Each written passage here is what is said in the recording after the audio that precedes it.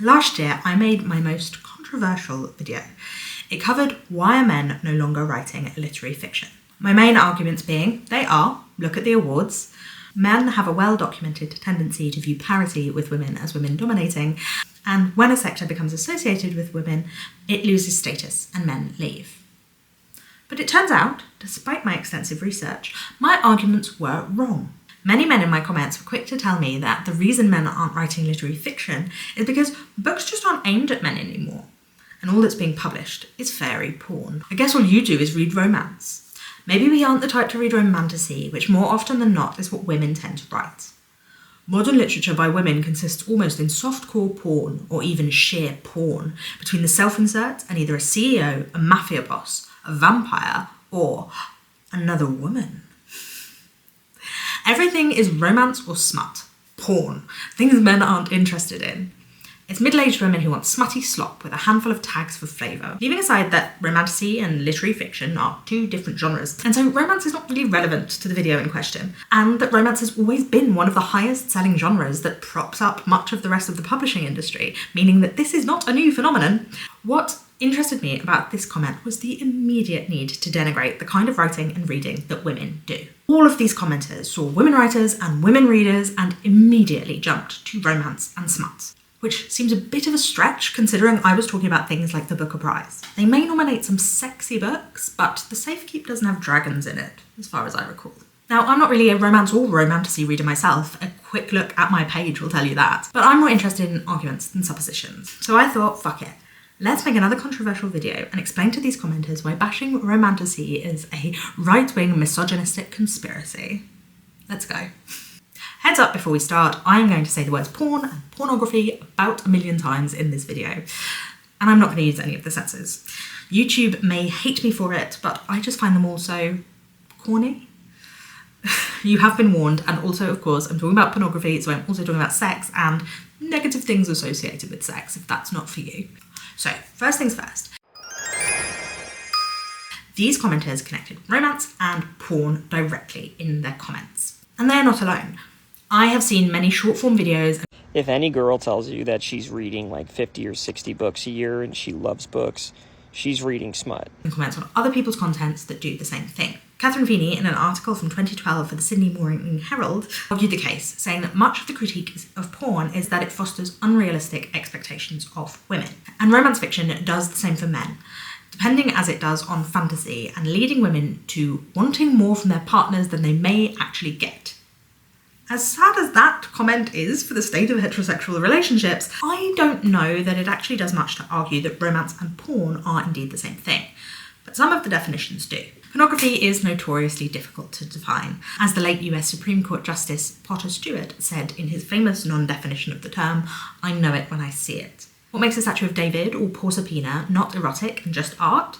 There isn't a real black and white line, but the Oxford Reference defines porn as printed or visual material containing the explicit description or display of sexual organs or activity intended to stimulate erotic rather than artistic or emotional feelings. And you can argue the toss, careful, either way when it comes to romance in this definition. Romance writers definitely want to stimulate emotional feeling, but surely the sex scenes are also looking to stimulate in an erotic way. In which case closed, romance is porn.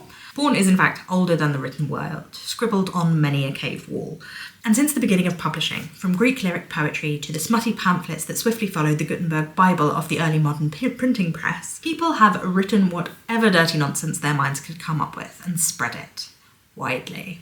Erotic fiction and smutty romance are not new phenomena. Indeed, some books which were once censored because they were seen as so obscene are now considered to be classic works of literature, such as Lady Chatterley's Lover.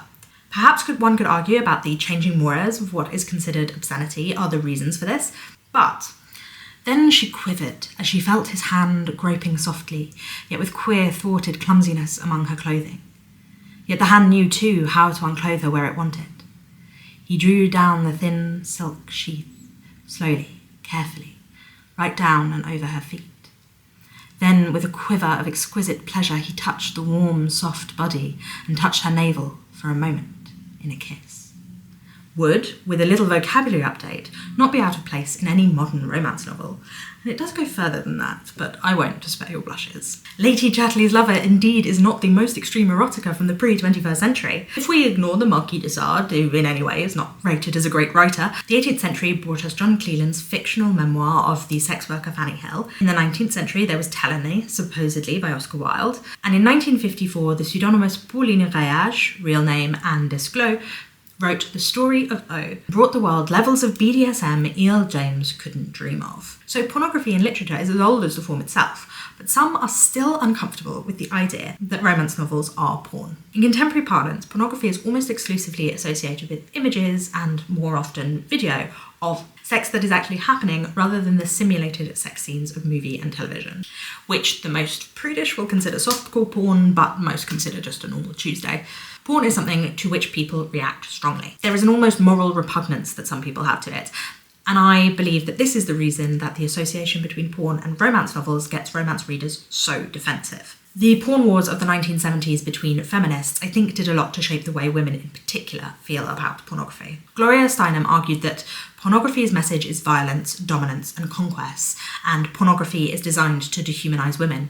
Andrea Dworkin argued that in pornography, women are flattened on the page and screen, that it changes someone into something. The pornographic image is a target who wants to be hurt. And I think these negative images of pornography in and of itself are why romance readers want to distance the art that they like from it. But Dworkin also says, in heterosexual marriage and sex, the woman does literally give herself to the man. He does literally take and possess her. And Adrian Rich argues, pornography is about slavery. The enslavement of white women has traditionally gone almost unrecognised.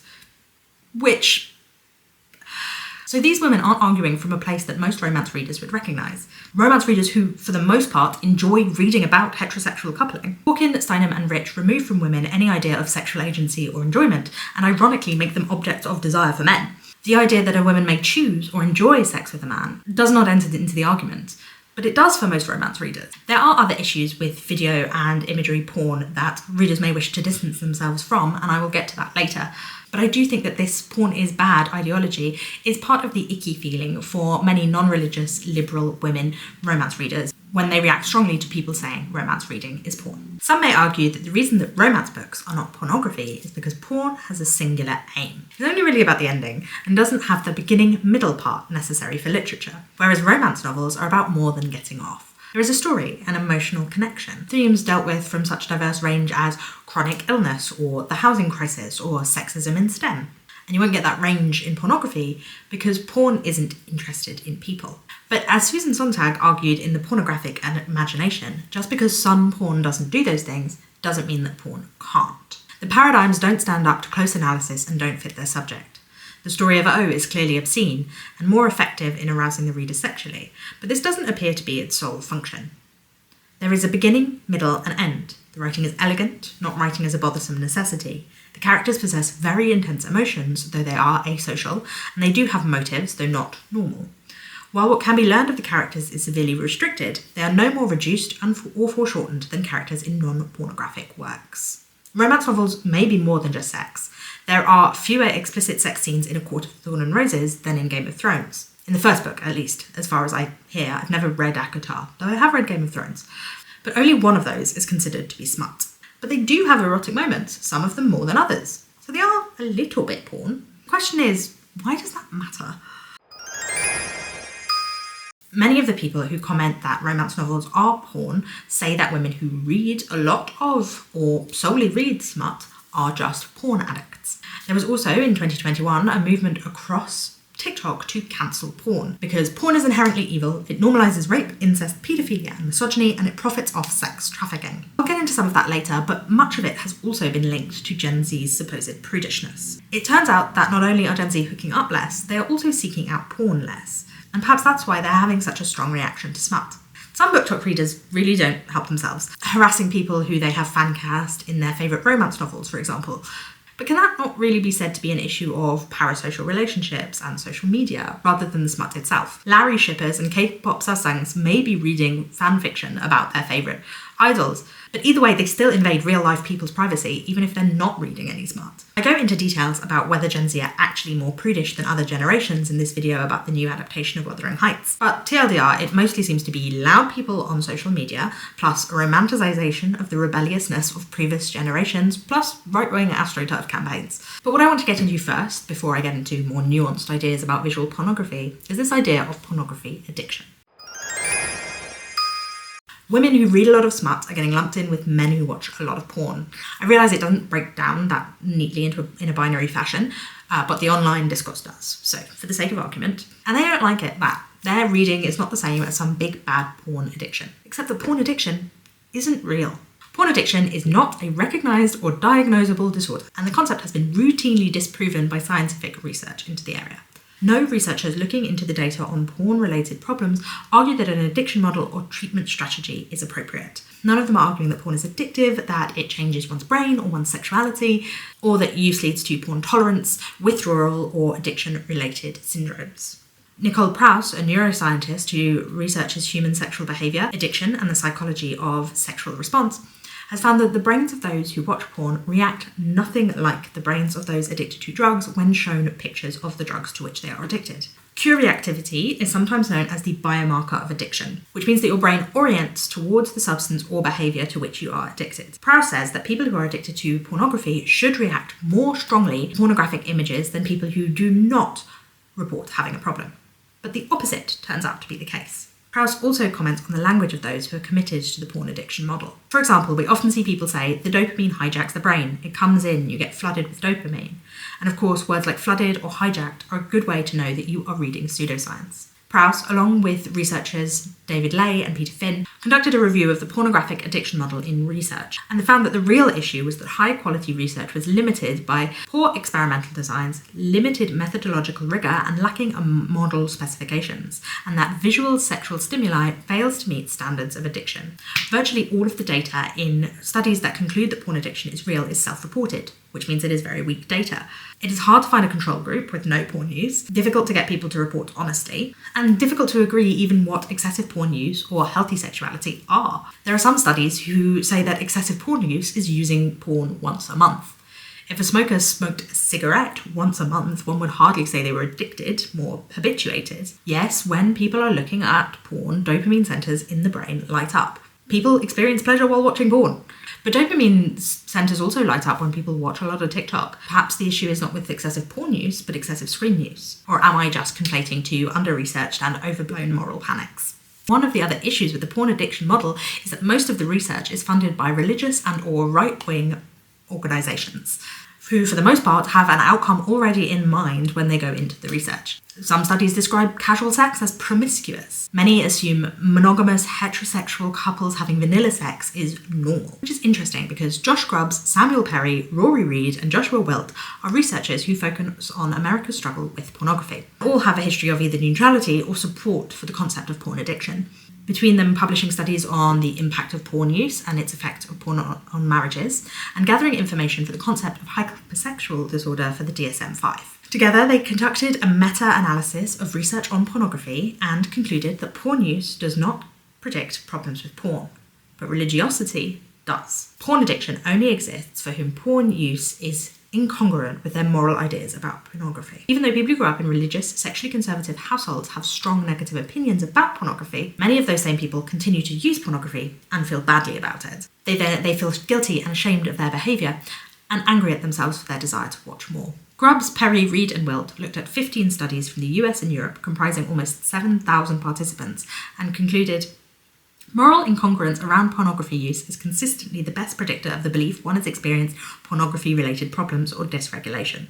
The comparisons of aggregate effects reveal that it is consistently a much better predictor than pornography use itself. They did find a small effect between use of pornography and self-perceived problems of porn, but that's because in order to think you have a problem with porn, you do have to use porn in the first place. And feeling like you struggle with porn was not linked to more porn use than people who don't feel like they struggle with porn. The struggle comes from shame, not from use. Similarly, Perry and Whitehead found that pornography does predict depression, but only in men who disapprove of porn use. Prouse says, it's certainly the case that people who think it's bad for them. The actual inherent of badness, there's very little evidence for. Those who identify with no religious orientation or are agnostic don't have porn addiction. The label and shaming has grown out of religious values and beliefs in the culture. I have seen some argue that even though excessive porn use cannot be clinically defined as an addiction, it is still necessary colloquially to talk that way in order to get help with people who are struggling with compulsive porn use. But the research shows that the opposite is actually true. Some researchers believe that it is possible to compulsively use porn, although others disagree, but that the compulsion is more likely a symptom of another issue than a problem in and of itself. Struggles with depression, for example, can lead to a lack of pleasure and things once found enjoyment in. And so turning to the guaranteed pleasure of an orgasm can help to alleviate symptoms of depression, albeit temporarily. If one then feels shame for that pleasure, it only reinforces the depression.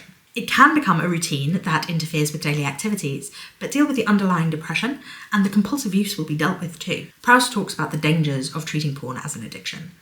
At 2 university clinics that I know of, men are spending half their treatment time trying to get out of the addiction mindset because they've gone through horrible addiction programs that teach them inaccurate information, which leads them to believe that they will become a child molester, for example. That simply isn't true.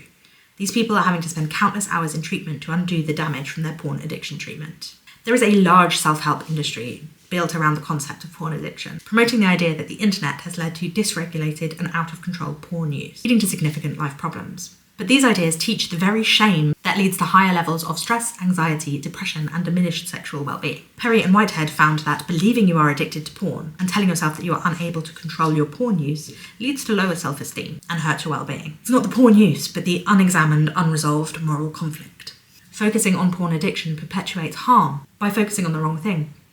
And identifying as a porn addict can do real harm to people's self-esteem. Take, for example, the NoFap subreddit, a study of which found that suicidal feelings were more likely to be linked to an engagement in the subreddit. And the more engaged a participant was, the more suicidal they felt in relation to their latest relapse. What needs to be treated is not the porn use itself, but the shame around sex and sexuality. I mentioned earlier that religious-funded and organised porn clinics can make the participants feel that they will become child molesters if they use porn, which seems wild and out there. But in 2016, Tea Party activist Christian Hearn was arrested with 20+ charges of sexual exploitation of minors. And in an effort to get his sentence reduced, his lawyers argued that Hearn was a porn addict, that his disease had led him to seeking out more and more extreme pornography, which is why he had been trading child sexual abuse imagery for more than 10 years on the internet. By taking a medicalised approach, porn abuse becomes something that men can't control, preserving the notion of male virility. Conservative Christian anti-porn site Fight the New Drug uses the language of flooded with dopamine to claim that consistent porn users often find themselves looking for harder and harder images, in a mirror image of the slippery slope cannabis to heroin argument used to perpetuate the war on drugs. Prowse says there's no evidence that viewing needs are actually escalating, but it seems reasonable from that one study that people who enjoy sex films might at times explore other material in a way normal to any entertainment interest. The problem with the slippery slope argument is that in order for that to work, you have to cast normal sexual behaviour as the start of a slippery slope, which allows people who have actually harmful sexual behaviour like Christian Hearn to define themselves as normal and just further along on the process, eliding the difference between normal and harmful sexual behaviour. And it is not simply the protection of powerful men who abuse that power that is enabled by arguments like this. Project 2025 specifically mentions porn. Pornography, manifested today in the omnipresent propagation of transgender ideology, educators and public librarians who purvey it should be classed as registered sex offenders, and telecommunications and technology firms that facilitate its spread should be shuttered. Emily Rotham, a professor of community health sciences, notes that over the past 4 decades, concerns about porn among the conservative right have gone up and down over time. And currently we are in a high point of concern, with Utah in 2016 declaring porn a public health crisis that is evil, degrading, addictive, and harmful. But you can see in that quote from Project 2025 where this public health crisis language is actually going. Combining 2 talking points, that porn addiction leads to child sexual abuse, and that gay and trans people are groomers, we can see that the right are hiding behind the evils of porn addiction to target the queer community. Porn, we are told, is invading children's school libraries. But what this means in practice is defining books that feature same-sex couples as porn and criminalising talking about the existence of trans people. The focus on porn is not really about porn at all. What many romance readers enjoy about the genre is that it focuses on women's agency or pleasure, or it's a place where queer love and sexuality can be explored in positive, affirming, and just frankly sexy ways. When we see the online backlash to pornography in the light of this anti-LGBTQ+ agenda, we can see how romance novels might be viewed as challenging and therefore get swept up in the same arguments. So, if romance readers aren't porn addicts, because no one is a porn addict, why else do people argue that romance books are dangerous for women, or just very bad in general?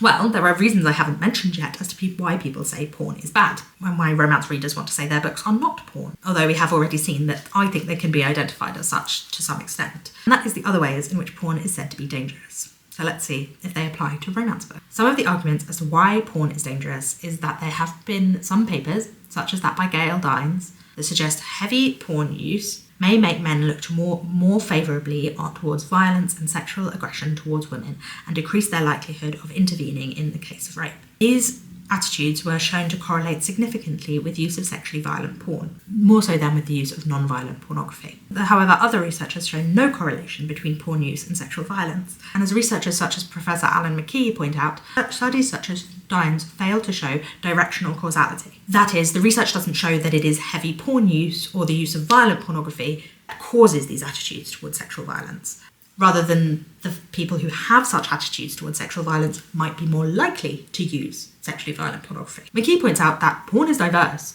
and much research does not take that into account. There's feminist porn, queer porn, ethical porn, body diverse porn, amateur porn. And some studies have shown porn's important role in women's sexual liberation or a safe space for queer people exploring their identity. And if porn was correlated with greater violence against women, then the digital age would show an increase in sexual violence, when, by some metrics, the opposite is true. Between 1973 and 2003, rape incidents decreased by 80%. There has been a report of increase between 2015 and 2025. Reports of the police in the UK increasing by 4%. But this is not strong data that the violence itself is increasing, as there have been changes to police reporting practices, the introduction of new offences, and more victims reporting to the police, which makes it hard to prove overall statistics. But if we look at some test cases, from 1948 to 1989, possession of pornography was a criminal offence in Czechoslovakia. But when porn was legalised, as the Czech Republic emerged from the fall of the USSR, rape decreased from 800 a year to 400 a year. Around the millennium, Japan, China and Hong Kong relaxed laws about porn availability with the rise of the internet. And in all three places, sex crimes decreased. In addition to this, you cannot isolate porn use as the reason for increased sexual violence and misogyny, if there is, considering that incels have said themselves that they were radicalised on sites like 4chan and 8chan before going on a shooting rampage. And absolutely every man was on the Epstein plane. But while porn use may not be provably negative, porn production is. One of the main reasons I have seen people argue as to why romance novels are not the same as porn is because romance novels are just words on a page. No one is being abused or exploited. It's just the writer's keyboard and your own imagination. No one can argue that the porn industry does not exploit workers, but it is hardly unique in that. In fact, if you are worried about trafficking and workers' rights, farm workers, meatpacking and the clothing industry are far worse culprits, but they do not face the same ire. Attempts that claim to be helping the poor, victimised sex workers, like Sester Foster, usually do more harm to those people than support them, because the actual campaigns are not about workers' rights. Or those same people would be supporting unions for sex workers, not shaming of porn users. Campaigns purported to protect sex workers or women and children against the risks of trafficking often wildly misrepresent or completely make up facts about those crimes. And their supposed solutions often contribute to more violence against sex workers, stronger controls of women and children, and stoking racist fears of immigration. But while the exploitation argument about porn does not hold true for romance novels, other arguments about the negative aspects of pornography do. Porn, it is argued, reinforces gender and racial stereotypes and objectifies and commodifies people. You cannot get away from those arguments about romance novels either, or AI, or film and television. Is a teenage girl's body dysmorphia from porn, or is it from TikTok filters, or Ozempic? In this, pornography is merely a reflection of our society, and we are struggling again with correlation and causation, much like the researchers I mentioned earlier. I think I've taken up all of your time with discussions of pornography and not left myself much space for discussing other reasons that people have for not liking romance and romantasy. But since they are the same tired tropes that people trot out to insult women's interests since time immemorial, I think I can fit them in. People say the writing in romance fiction is bad, and I am not going to argue with you on that one. He's kissing me like I'm the only air he can breathe. Nothing existed but him. My entire world constricted to the touch of his lips on my skin. That is pretty cringy. The structure is repetitive, predictable, and really wants to make sure you understand what's going on by stating everything 3 different times. Emily Bootle says, though plenty of effort is taken to give gravitas to the imagined worlds, they feel thinly drawn, like costumes and sets. Names for places and people lack the consistent and distinctive syntax of Harry Potter or Lord of the Rings, and immersion in the world is often reduced to cute, crude signifiers, particularly adapted curse words. Yaris, for example, is careful only ever to refer to gods, plural, as in oh my gods or gods damn, usually deployed at moments of sexual ecstasy. If it all feels silly, it's nothing on the fact that, despite stating at the outset of Onyx Storm that the text has been faithfully transcribed from Navarian into the modern language, and yet the students of Basket's War College still understand the concepts like boundaries, overthinking, and hitting the gym. You half expect them to return to their chambers from a great battle and crack open a Diet Coke. And so it makes sense that regular fantasy readers find this kind of writing off-putting. But bad writing is not a crime, and actually is pretty common in most popular fiction. I mean, these quotes all come from one Lee Child book. He was wearing a green winter coat, cotton canvas, padded and insulated with something. Not old, but not new either. Don McQueen, breathing slow, not quite asleep, but not quite awake either. Senior? I don't get that impression, but probably not junior either. Not bad news, necessarily, judging by her expression, but not good news either. Much popular fiction using writing that gets the point across. It's writing where people are more concerned about the plot. Romance and romantasy may have female leads who are there for the reader to insert themselves into. Careful. But the same is true of action novels, mostly focused on a male readership. These protagonists are mostly flat, with a few salient characteristics, so that they're not literally carbon copies of each other, but these don't get the same amount of hate. The plots are just as predictable in action as they are in romance, as both these genres have conventions to which they stick, promises which they have made to the reader and must keep. And whether that bad writing is violent male fantasy military propaganda or fairy fucking and dragon riding, with a side of military propaganda, because getting right up the arse of state-sponsored violence is a gender-neutral occupation in this society, it is every reader's right to like whatever plot-driven utilitarian writing that they want, and I will fight for that right.